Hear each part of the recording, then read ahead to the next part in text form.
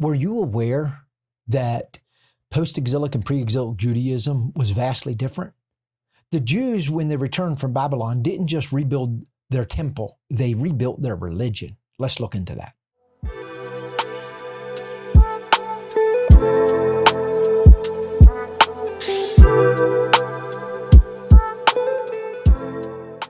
So the difference between pre-exilic and post-exilic Judaism is remarkable in light of the idea that if you look at the way pre-exilic Judaism was structured, which was primarily around first national identity, then tribal identity, and temple sacrifice. So then it was as a clan and a nation, and it was viewed primarily under the concept of the big picture, and that big picture was viewed through the eyes, through the lens of a nationality chosen by God.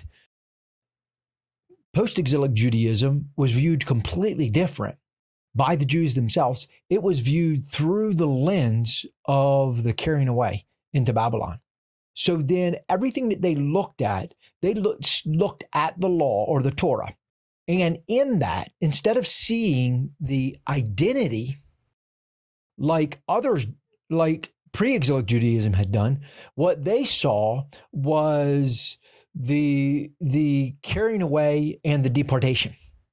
So then, and all of the promises that potentially led up to that, or all of the scriptures that made mention that this would take place if you did such and such.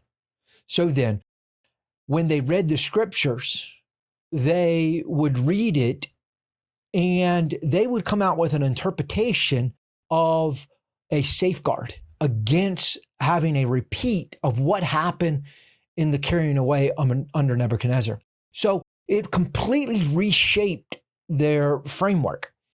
In doing so, it would give rise to good things and bad things, or it did give rise to good things and bad things.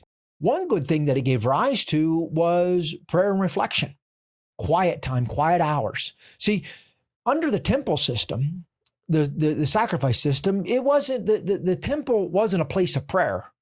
It was actually more of just a place of blood. History tells us that if you walked in on any given day when the priests were working in the temple, they were wading, the temple complex that is, they were wading through ankle deep rivers of blood, and it just steadily drained down. They had to build drains to get the blood off. And so, and it was a loud place of animals screaming because they were being sacrificed. It wasn't a quiet place of prayer and reflection and worship as we would think today, or as maybe you look in the synagogue system. But under the synagogue system that had developed in the intertestament period, it developed in the absence of the temple system. Because it developed in the absence of the temple system, then it was a place of quiet reflection. Why quiet reflection? This is in two parts. One, quiet because Israel had entered into a time period when God quit speaking to them. So everything was quiet. So then they thought, where God is quiet, we should be quiet. And then also in the concept of the carrying away into Babylon and the judgment for their sins, it was viewed that we should have this reflection time, reflection on what took place. Well, not that everything through the intertestament period was reflecting on what took place, but it did put that culture in that the synagogue had become a place of quiet reflection. Well, see, they were completely different. The pre-exilic worship and the post-exilic worship was two completely different mindsets. So in a way, we could say that that was actually good. Quiet reflection is good. In another concept, it wasn't so good. Like, for example, one example of this is always looking through at the Torah through the lens of the carrying away, developed this idea, this safeguard idea. And it would cause them to make hasty or overreaching judgments about everyday life. For example, because Moses had put in the concept of purity laws. Well, in pre-exilic Judaism, the purity laws were primarily focused on communal and either temple or communal. So how to perform the sacrifice in a clean manner, or in a communal aspect about how to dispose of your waste and things of that nature.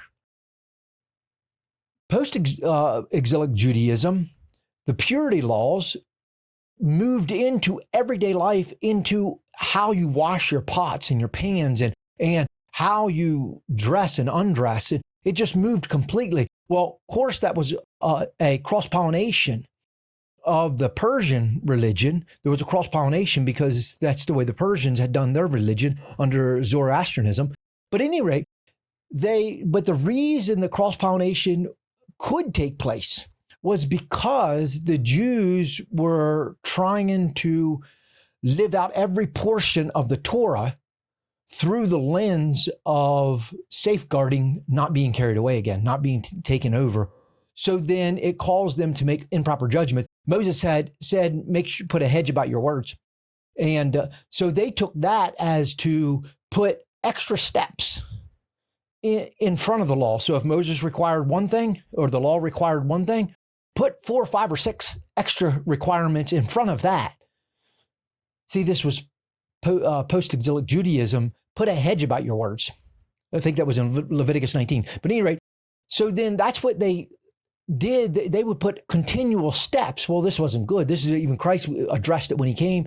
And he said, you, by your traditions, have made the word of God of none effect. You see, so then they had taken and put so many of these ideas in to where they were making the Torah say something it did not say. See, so there was pre-exilic Judaism and post-exilic Judaism looked completely different. This is just 1 or 2 examples.